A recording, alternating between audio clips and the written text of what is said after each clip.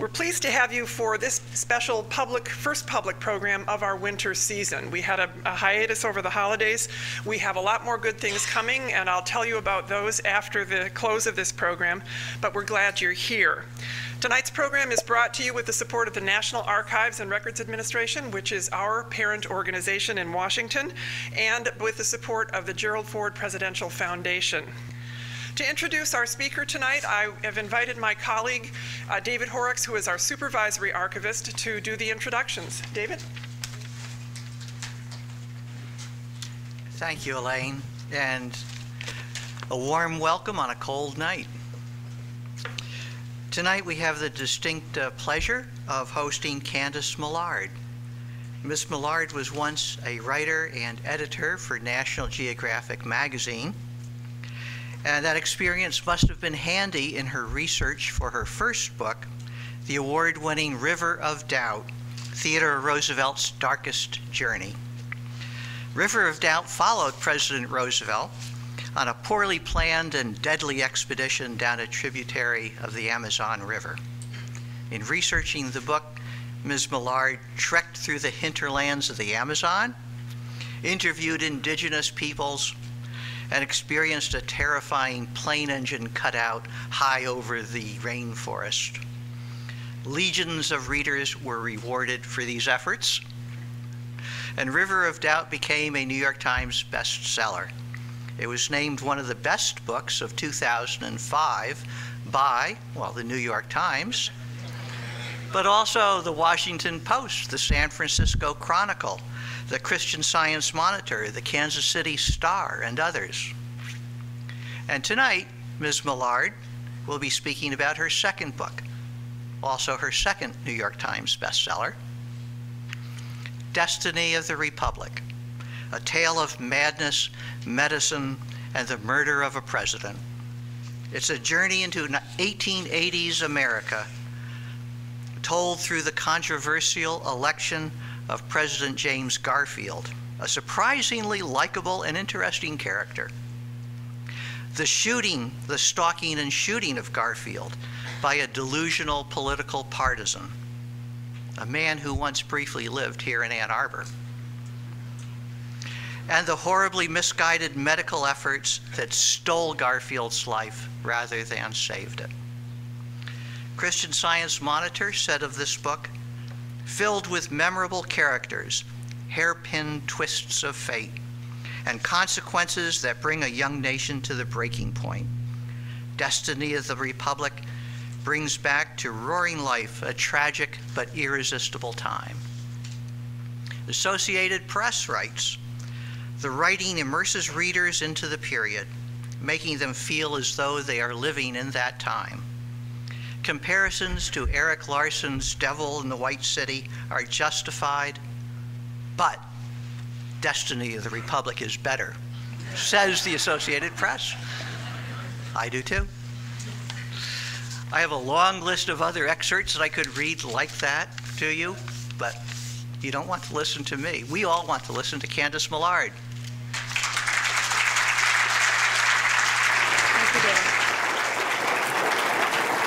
Thank you. Can you hear me okay? All right, well, thank you so much for coming tonight, and thank you for inviting me here. It's a real honor for me to be asked to speak at the Ford Presidential Library, so thank you for having me. At heart, this book is not about politics or science or even the shooting of a president. It's about an extraordinary drama that took place inside the White House over 80 days. In the 130 years since Garfield's death, the story has been largely forgotten. But even at the time, even though the entire nation, really the entire world, was watching, no one really understood what was happening. What began as a shooting became a bitter struggle over personal power and ambition. And the result was a brutal death of one of our most promising leaders at the hands of his own physicians. This is an intimate heartbreaking story of ignorance versus science and greed versus heroism. James Garfield was not, as he has been remembered to be, just a bland, bearded 19th century politician. On the contrary, he was one of the most extraordinary men ever elected president. Although he was born into desperate poverty, he became a professor of literature, mathematics, and ancient languages by the time he was a sophomore in college. By the time he was 26, he was a university president. He was an incredible classicist. He knew the entire Aeneid by heart in Latin. While he was in Congress, he wrote an original proof of the Pythagorean theorem. To me, though, what is more incredible and more inspiring about Garfield, even than his brilliance, was his decency. You know, I wrote a book about Theodore Roosevelt, and I have great admiration for him. He was a firebrand, the hero, the center of every drama. That's not Garfield. Garfield was the calmest, wisest man in the room. He was a good, kind, honest man who was sincerely trying to do the right thing. He was a real person, not consumed by ego and ambition. Even after 17 years in Congress, in one of the most ruthless, vicious eras of machine politics, Garfield never changed. His friends used to marvel at his patience and forbearance, even in the face of the most brutal and personal attacks. But Garfield was incapable of holding a grudge. He would just shrug and say, "I'm a poor hater." Although Garfield took his presidency very seriously, he had never had what he called presidential fever. In fact, he never ran for any office. He refused to campaign, and he always made it clear that he was going to follow his own conscience and convictions, and if people didn't agree with him, they shouldn't vote for him. When Garfield went to the Republican convention in the summer of 1880, not only was he not a candidate, he didn't even want to be one. He had gone there to give the nominating address for another man. The convention was in this enormous hall in Chicago. There were 15,000 people there. And the favorite to win, by far, was Ulysses S. Grant. And in the midst of the chaos and noise of thousands of people, Garfield got up to speak. And that speech was so powerful and so eloquent and extemporaneous that the hall slowly fell silent until all you could hear was Garfield's voice. Everyone was just riveted. They were spellbound. And at one point, Garfield said, "And so, gentlemen, I ask you, what do we want?" And someone in the crowd shouted, "We want Garfield." And the whole hall just went crazy. And when the balloting began, delegates began casting their ballots for Garfield. And again, he wasn't even a candidate. He stood up and he objected, but the votes kept coming, and he couldn't stop what was happening. And what began as a trickle of votes became a stream, became a river, became a flood of votes, until finally Garfield found himself the Republican nominee for President of the United States.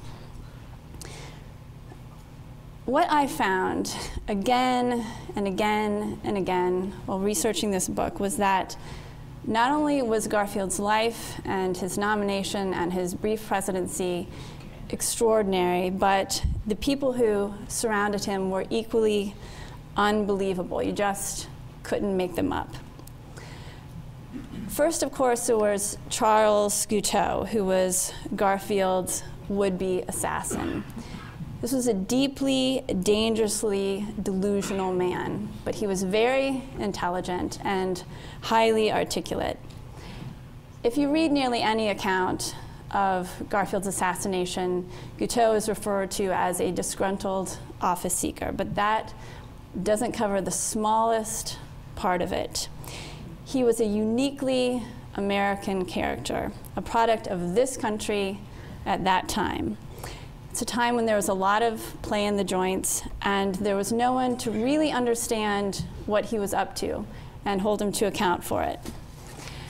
Guiteau was a self-made madman. He was smart and scrappy. He was a clever opportunist, and he probably would have been very successful if he hadn't been insane. Guiteau had tried everything, and he had failed at everything. He had tried law, evangelism, even a free love commune, and he had failed even there. The women in the commune nicknamed him Charles Get Out. But he survived on sheer audacity. He traveled all over the country by train, never buying a ticket. He took great pride in moving from boarding house to boarding house and slipping out when the rent was due. And even when he occasionally worked as a bill collector, he just kept whatever he managed to collect. After the Republican convention, Guiteau became obsessed with Garfield, and immediately after the election, he began stalking him. He went to the White House nearly every day. At one point, he even walked into the president's office while Garfield was in it. He sat on a bench outside of the White House day after day, hour after hour, just waiting for Garfield to come out. He even attended a reception where he met the First Lady. He shook her hand, he gave her his business card, and he carefully pronounced his name so she wouldn't forget it.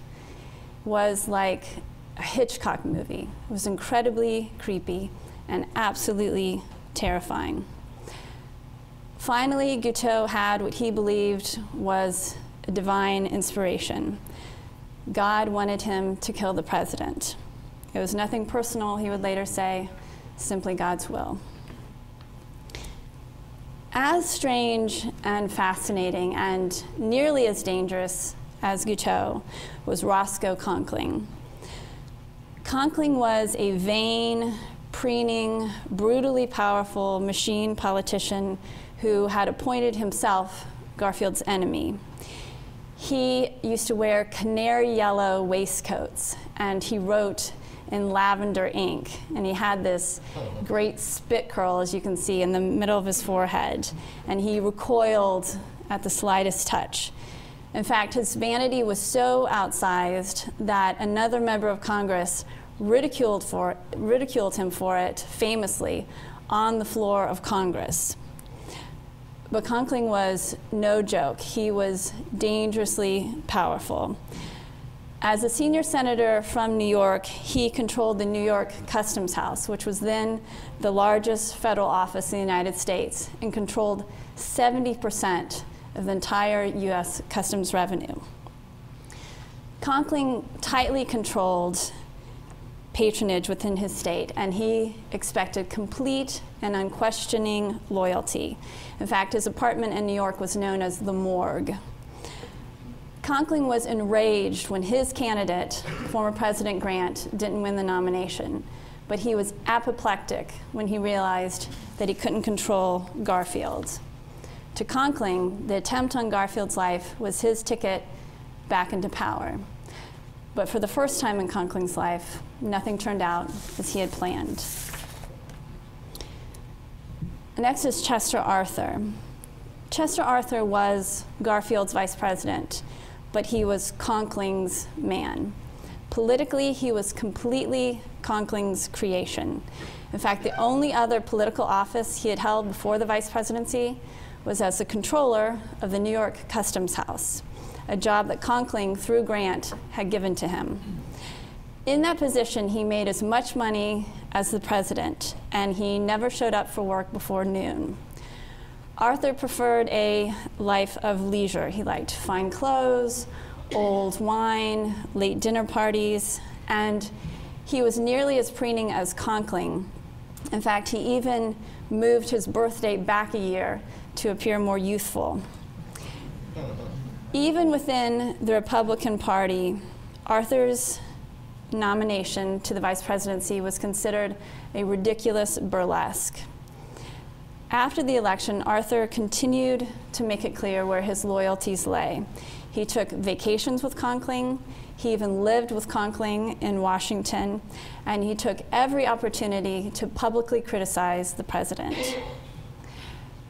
And then, suddenly, everything changed. After Garfield was shot, Arthur made a transformation so stunning and complete that no one could believe it. The entire country was horrified at the thought that Chester Arthur might be president.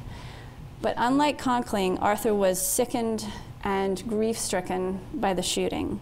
The last thing he wanted was for Garfield to die. He hid himself from public view. He refused even to go to Washington for fear that it would look like he was waiting in the wings, and he cut himself off from Conkling. Finally, after turning his back on the man who had made him, Arthur found moral strength in the most unlikely of places: the letters of a young invalid woman named Julia Sand. Sand believed in Arthur when no one else did, when he didn't even believe in himself. After the shooting, Sand wrote to Arthur, "If there is a spark of true nobility in you, now is the moment to let it shine. Faith in your better nature forces me to write to you, but not to beg you to resign. Do what is more difficult and more brave, reform." And to everyone's amazement, not least of all his own, Arthur did. He changed dramatically, and he tried to be the president that Garfield would have been had he lived. He became not a great leader, but an honest and respected one, and he never forgot Julia Sand. Not only did he keep her letters and write back to her, but as president, he went to see her. One day after Sunday dinner, Sand was in her brother's house when a highly polished carriage pulled up out front, and out stepped the President of the United States, who had come to thank her in person. The reason Arthur became president was not Guiteau's madness or Conkling's political maneuverings, but the ambition, ignorance, and dangerous arrogance of the man who assumed control of Garfield's medical care, Dr. Willard Bliss. That's right, his first name was Doctor. His parents had named him Doctor. Bliss was a well-known surgeon with a profitable practice. In fact, he had been one of the doctors at Abraham Lincoln's deathbed. But he had far from a sterling reputation. He had enthusiastically sold something called Condorongo, which was supposed to cure cancer, syphilis, ulcers, chronic blood diseases, you name it. Bliss had been disgraced for taking bribes, and he had even spent a brief time in prison. When Lincoln's son, Robert Todd Lincoln, Garfield's Secretary of War, sent for Bliss after the shooting, Bliss saw in this national tragedy a once-in-a-lifetime opportunity for fame and power. He immediately took charge of the president's medical care. Even though no one had given him the authority, he just took it. He dismissed the other doctors, and he completely isolated Garfield in a sick room in the White House. He wouldn't even let him see his Secretary of State. And what happened in that room inside the White House is nothing short of horrifying. Bliss and the few surgeons he had handpicked to help him inserted unsterilized fingers and instruments in Garfield's back again and again, day after day, searching for Guiteau's bullet. The last thing Bliss wanted was for Garfield to die. He had too much at stake, but he was slowly and excruciatingly killing the president. The only hope for Garfield was to find the bullet and end the search, but this was 14 years before the invention of the medical X-ray. What happened next is nothing short of incredible. Only the most brazen novelist would make it up. None other than Alexander Graham Bell stepped forward to help. Bell, a young, restless genius, had invented the telephone just 5 years earlier when he was only 29. By 1881, the telephone had made him little money and a lot of fame, but he wanted nothing to do with the company that had grown up around it. He said it was hateful to him at all times and that it fettered him as an inventor. Worse even than the business itself were the lawsuits that surrounded it. There were 600 lawsuits against the Bell telephone, 5 of which went to the United States Supreme Court. Finally, Bell had enough. He said he was sick of the telephone and he quit the company. Bell just wanted to help people. He had lost both of his brothers to tuberculosis before he was 24 years old. Both his mother and his wife were deaf, and he knew that he could make life better for people, maybe even save lives.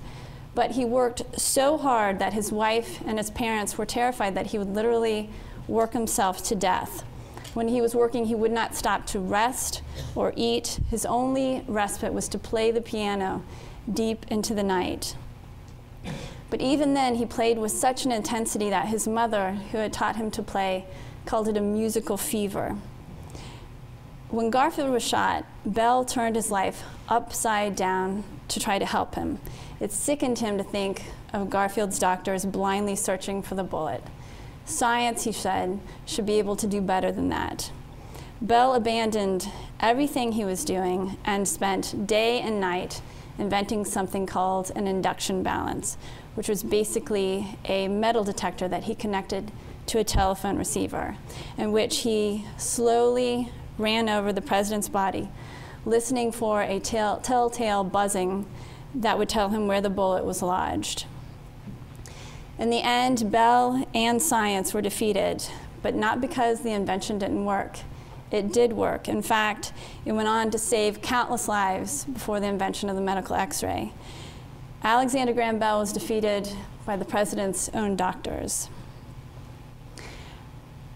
As I began my research for this book, the question that kept coming to me was, how could this have happened? What I found, first of all, was that the presidency in 1881 was very different from the presidency today. First of all, the Secret Service. Even though this was 16 years after the assassination of Abraham Lincoln, there was still no Secret Service protection for the president. In fact, Garfield had no protection at all beyond his 23-year-old private secretary and an aging police officer. Not only was the president not protected from the public, he was expected to interact with them on a daily basis, face-to-face, one-on-one. You have to remember that this was the height of the spoils system, and many Americans believed that they were entitled to government jobs, even if they had no training or experience for them. But more than that, they insisted on making their case to the president himself. Garfield was forced to meet with office seekers every day from 10:30 a.m. until 1:30 p.m. The situation made Garfield desperate. He longed for time to want to work and think, and he wondered why anyone would ever want to become president. But while he found office seekers tiresome, even maddening, he never believed that they were dangerous. He said that assassination could no more be guarded against than death by lightning, and it's best not to worry about either. He rode his horse and walked all through the streets of Washington completely by himself. In fact, one night he left the White House. He walked down the street to the Secretary of State's house, and the two men walked alone together through the streets of Washington with Guiteau following them the entire way, holding a loaded gun. In fact, by that time, Guiteau had been stalking the president for weeks. He had even followed him to church, where he had considered shooting him. Finally, he made his decision. The president, he knew, would be at the Baltimore and Potomac train station in Washington, D.C. on the morning of July 2nd, 1881, and Guiteau would be waiting. The moment Garfield walked into the station, Guiteau stepped out of the shadows and shot him twice. The first bullet hit the president in the arm, and a second ripped through his back. By an incredible stroke of luck, however, Guiteau's bullet did not kill the president. The bullet that tore through his back didn't hit his spinal cord. It didn't hit any vital organs. Today, he would have spent a few nights in the hospital. Even if he had just been left alone, he almost certainly would have survived. Unfortunately for Garfield and the nation, Dr. Bliss stepped in. Bliss took advantage of the fear and the chaos following the shooting to assume control of Garfield's medical care. But he was not only ambitious and arrogant, he adhered to the most traditional medical methods of the time. Bliss gave Garfield, a gunshot victim, rich foods and alcohol. He took great pride in what he called the healthy pus issuing from the president's wound, and he avoided any treatment that he considered to be new and radical, including antisepsis. The renowned British surgeon Joseph Lister had discovered antisepsis 16 years earlier, and the death rate in his own surgical ward had immediately plummeted. He had traveled all around, begging doctors to sterilize their hands and instruments, and warning them that if they didn't, they ran the very real risk of killing their patients. By 1881, antisepsis was widely adopted throughout Europe. The most experienced and respected doctors in the United States, however, still considered it useless, even dangerous. Some still didn't even really believe in germs, and they certainly didn't want to go to all the trouble that antisepsis required to kill them. They took great pride in what they called the good old surgical stink. They wouldn't change or wash their surgical aprons because they believed the more blood and pus encrusted on them, the more experience it showed. Even those who tried antisepsis had very little luck for reasons that today seem painfully apparent.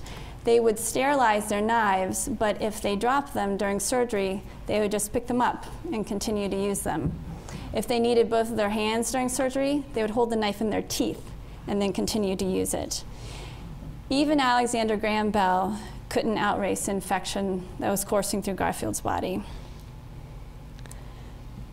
The story, however, does not end there. Garfield's death brought about tremendous changes, changes in medicine, in politics, in the very fabric of our nation. As soon as Garfield's autopsy was released, Americans understood that the president didn't have to die, and they understood why he did. Bliss was publicly disgraced, and antisepsis was immediately adopted throughout the country. Americans turned their rage and their grief on the political system that had encouraged a madman like Guiteau.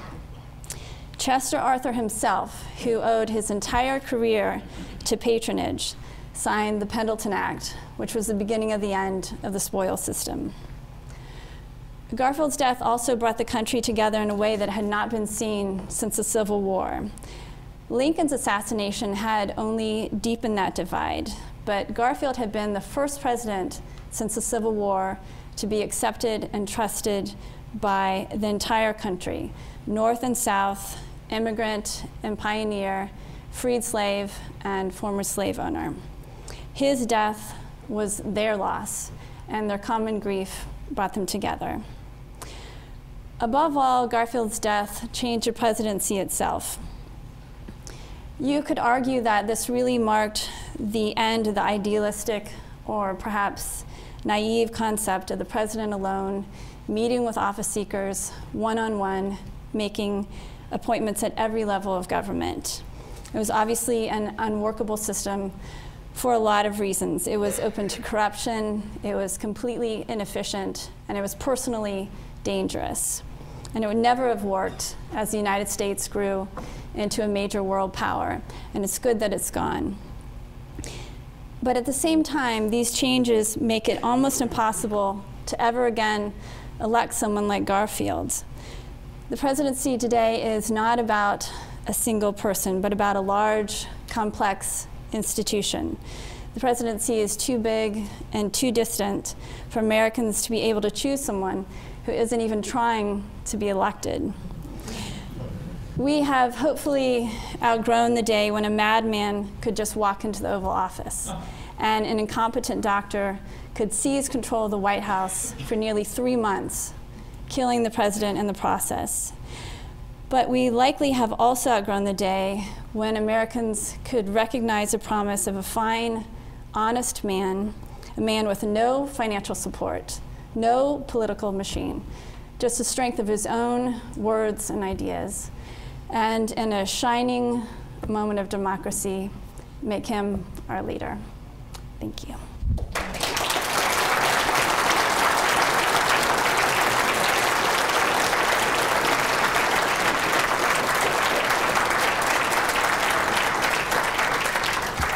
I'd be happy to take questions if there are any. I think the microphone's there. Hi, thank you very much for your book. I work in healthcare, and after reading your book, it really indicates the first do no harm that we live by. It's unbelievable. First, don't torture your president. 2 things I wanted to ask you real quick. I've read about Garfield and collected some books from the 1800s about him. One thing that kind of disappointed me was that Blaine went to Conkling when he was trying to get the party's nomination.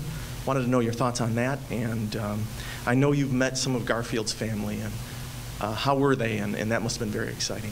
Okay, yes. Well, so Blaine, any of you have had a chance to read the book, when Blaine and Garfield had been friends, and Garfield respected Blaine, but he didn't completely trust him. Blaine had sort of turned the tables on Garfield a couple of times in their long careers in Congress together. And so he said, look, I'd like for you to be my Secretary of State with one condition. I don't want you to ever again run for president, because I don't want anyone, including myself, to use these 4 years as a platform to run again. And Blaine agreed to that. And Garfield died, and Blaine tried again to run for president. So I think he really cared about Garfield and loved him, but he, as many men in politics and women, really hungered for the presidency. He really, really wanted it. And so he was willing to do anything, including asking Conkling, his long-term enemy, to support him. And Conkling, just laughed at it. So it, it sort of speaks to Blaine's character. There were a lot of good things about him. This one questionable thing. Garfield's family, I did have the pleasure of meeting with many of them, and they're terrific. They 130 years later, they really, you could see in them, this forebear. They were kind. They were absolutely gracious. They were warm and welcoming. What's lost about Garfield is not just his presidency, but who he was, and the American people knew that at the time, and they grieved the fact that history would forget his presidency. But more than that, they were sorrowed by the idea that no one would know what this man was like. This is a man who would give you a bear hug rather than a handshake, and who had this big, booming, infectious laugh, and telling jokes, and he loved his friends, and he loved life, and a life that was taken from him when he was 49 years old. But you see this. He and his wife were very much in love, and they raised these wonderful children who in turn raised wonderful children. So it's definitely been a legacy that's been carried on. Thank you. Just one quick comment and then a question. Somewhat by accident, I visited the Garfield tomb in Cleveland, and I don't know if you mentioned it in the book, but it's for someone who effectively served only for 4 months as president. He gets one hell of a tomb. He does. Absolutely. It's impressive. Walk-in mausoleum. But I'm curious about how different you think, you talked about some changes, medical and administrative. Did Arthur turn out to be such a different president, despite, of course, his unpromising beginnings, than Garfield? What do you think the nation lost because Arthur was president for those 3.5 years and Garfield was not? That's a great question. I think, I think Arthur did change dramatically, but he never was and was never going to be the man Garfield was. One of the things that made Garfield so powerful and the possibilities of his presidency so great was that he hadn't wanted to be president. He hadn't fought for years for this possibility. He hadn't made promises. He was himself. He knew himself. He had a strong character. He sort of had strong ideals, and he wasn't beholden to anyone. And Arthur, although he had cut himself off, really didn't have that. It's very rare to have that, and he just didn't finally have the character that Garfield had. Also, I think Garfield. He had always been a fierce abolitionist. He hid a runaway slave at one point. He was instrumental in bringing about black suffrage. I mean, the speech he gives on the floor of Congress in support of black suffrage would break your heart. It's unbelievably beautiful. So I think that he would have made more advances in rights for freed slaves. And education. Education was obviously Garfield's savior, and it was vitally important to him. And in fact, while he was in Congress, he helped to establish the first Department of Education, which is very different from what we have today. It was smaller, but that was always something that was important to him, and I think we would have seen more advances in that as well. Thank you. Thank you, Ms. Millard, for your fine book. You've mentioned some of President Garfield's scholarly background and expertise, and you had made brief mention in the book, I believe, about his being a pastor as well. I wondered if your research led you to any information about his Michigan connection. I understand that he was a pastor here. I don't know anything. If anybody does, I'd love to hear, but I'm sorry, I don't. Any other questions?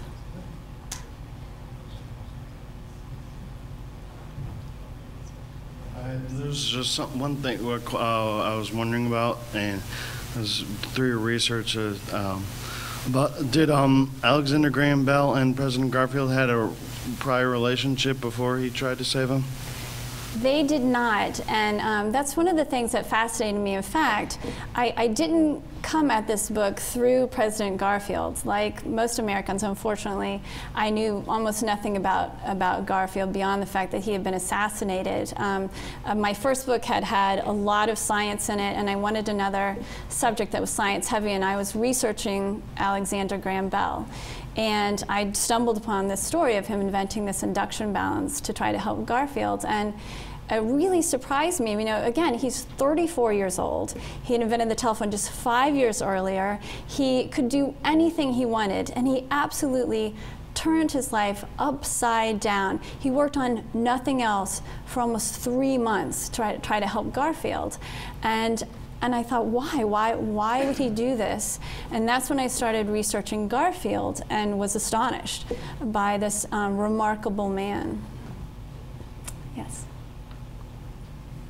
It's nothing like martyrdom to bring everybody together. You do quote from a letter from a young woman in the South after his death.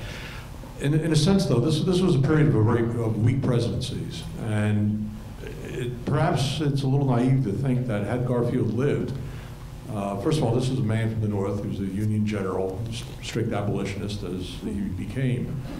There were no Union troops quartered in the South anymore. And I think it's highly unlikely, in the respect that to which you refer, that he could have made much of a difference as far as the situation with blacks, African Americans in the South in the period after Hayes' presidency until almost the present day. It's impossible to know.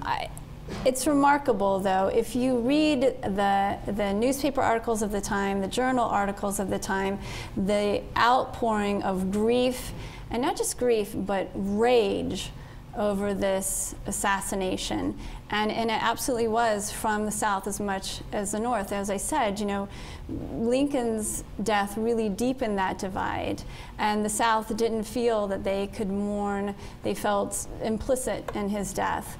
And that wasn't the case for Garfield. And there was this respect for him and this trust for him. You know, he said, we don't want revenge here. We want an understanding that all men were created equal and everyone is entitled to the same rights. I mean, absolutely, I agree that it would be naive to believe that there would be these sudden changes in this sort of deeply held racism.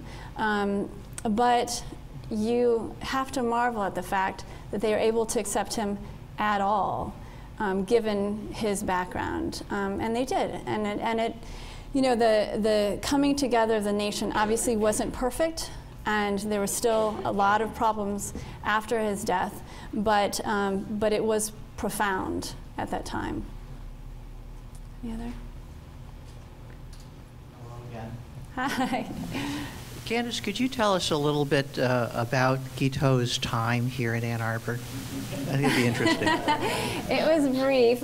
So he thought he would go to school. You know, Guiteau was basically raised by his father and his oldest sister. His mother died when he was very young, and he had a zealous father, and he was troubled. You know, he was sort of searching and really, I think, suffered from mental illness very early on.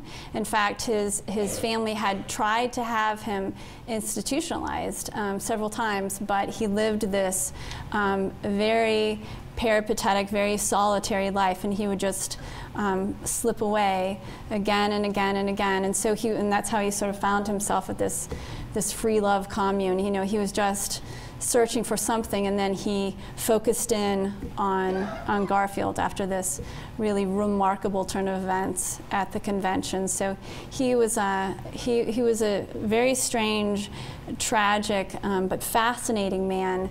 And as I say, the country was enraged after Garfield's death and determined to see Guiteau hanged, and he was hanged for his crimes.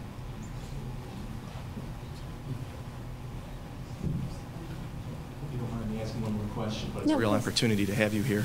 Could you talk a little bit about the dynamic of Dr. Bliss? In reading your book, I understood that there were people from around the country writing letters to Lucretia saying, wait, he's doing this wrong. What I didn't understand is, how did those people know?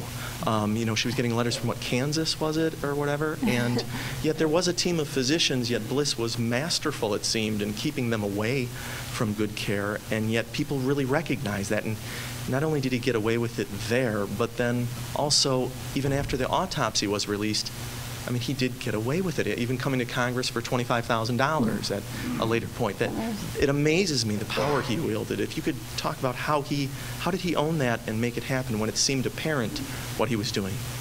So, well, it was, you have to understand, this was a very different time. And again, this presidential assassination came as a huge shock to the nation. I mean, as it would at any time, but especially then. You know, Lincoln's assassination was considered a result of war. And there are a lot of assassinations going on in Europe, but the Americans thought, well, that's because those are monarchies, and those people these leaders are forced on them. Here in America, we get to freely choose our leaders, so there shouldn't be any danger to them. So when Garfield was shot, Bliss took advantage of this incredible chaos and fear and confusion surrounding the assassination. And so, you know, there were 9 different doctors at the train station, all of whom inserted unsterilized fingers and instruments in Garfield's back. The first examination took place on the floor of the train station, if you can imagine a more germ-infested environment. And all of those doctors went with Garfield back to the White House. And Bliss, incredibly confident, you know, Lincoln's son had called him. He had been at Lincoln's deathbed. He sits down and quickly dictates a letter to the other doctors saying, "The president and I thank you for all of your efforts, but it will be no longer be necessary." And what happened was that then he took control, and Garfield starts to get better, and then he takes this sudden turn and gets sicker and sicker and sicker. Bliss, meanwhile, is issuing these medical bulletins saying, you know, this is what's going on, and don't worry, you know, the president's doing fine. But people, after a while, weren't buying it, and people started to ask questions. So finally, someone said, "How did Bliss come to have control of the president's medical care?" And Bliss said, "Well, I had a private conversation with the president and the first lady, and they asked me to assume control." And Lucretia later came out and said that conversation never took place. But again, it was this confusion and fear, and Lucretia, in fact, asked her own personal physician to stay, who was a woman, which was very rare at that time, Dr. Edson. In fact, it was so rare that the newspapers referred to her as Mrs. Dr. Edson, because they didn't know what to do with a female doctor. But she stayed. But there was this understanding of Listerian method, mostly by young doctors. And there were young doctors who were watching in horror, but felt like they couldn't say anything to contradict these older, much more respected, much more experienced doctors. And the doctor you're referring to in Kansas had also studied Listerian method, and he wrote to Garfield saying, "Don't let them probe the wound. Make sure they sterilize everything." But those kinds of doctors weren't heard. Thank you. So, was Guiteau actually looking for a position in the government, or did he just get mislabeled as an office seeker? He was. He was absolutely. So after Garfield, again, is nominated in this incredible turn of events, Guiteau thinks, okay, this is great. This is the height of the spoil system. He absolutely believed in the spoil system, and he thought it's first come, first serve. And, you know, I think I'd like to be ambassador to France. And so he starts, literally, he starts writing to the president, and that's when he starts going to, well, first of all, he goes to New York, and he goes to the campaign office every day, every day, every day. And then when Garfield is elected, he says, well, I clearly single-handedly made Garfield president, so out of gratitude, he will give me this ambassadorship. So he starts going to the White House every day, the State Department every day, asking for this, and becomes more and more frustrated, more delusional, more desperate. He has no money. He's moving from boarding house to boarding house. He's not eating. He has this thin clothes, and finally has again what he thinks is a divine inspiration. So yes, he was looking for an appointment, but he was insane. About 18 years ago, I was at the Armed Forces Institute of Pathology at Walter Reed, and there was Garfield's spine with the bullet hole traced using, I wondered if this nefarious physician, Bliss, had anything to do with that last insult. Yes, they removed that during the autopsy. It's about a 6-inch section of Garfield's spine with a red pin in it, and I saw it as well. It's still there, and they used it during the trial as an exhibit during the trial, and they kept it. And what's interesting, I was just talking about this at dinner. So I first went to Walter Reed. It's the National Museum of Health and Medicine when I began my research about 3 years ago, and I knew that they had this, and so they said, yes, here it is, and it's strange and heartbreaking to hold this. And they said, we also have, and they opened a drawer, and they're like, here's Guiteau, and they're just like, here's a femur, here's a hand, and there's John Wilkes Booth in the same drawer. And this is crazy. But they also have, of Guiteau, they have a jar about this big with chunks of his brain. After he was hanged, he was exhumed, his body was exhumed and taken to the museum, and they did an autopsy and to see if there were any physical signs of insanity. Especially they were interested in his brain, so they cut it up and they sent it around the country to experts who couldn't find anything and sent it back, and so it's still in this jar. So very God.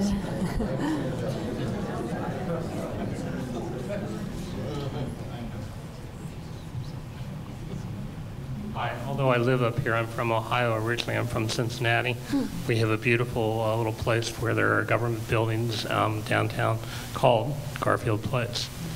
The question I really wanted to ask was, I know from looking at this, I was kind of interested in statistics, and Garfield, although they say he was elected from the House of Representatives, wasn't he also elected by the Ohio House of Representatives to be an Ohio senator, a senator from Ohio, a U.S. senator from Ohio, and he had to resign from that to become president? Can you talk about that a little bit? That's right. That's exactly right. Right. So he had served 17, almost 18 years in Congress, and just before the convention in 1880, he was elected to the U.S. Senate.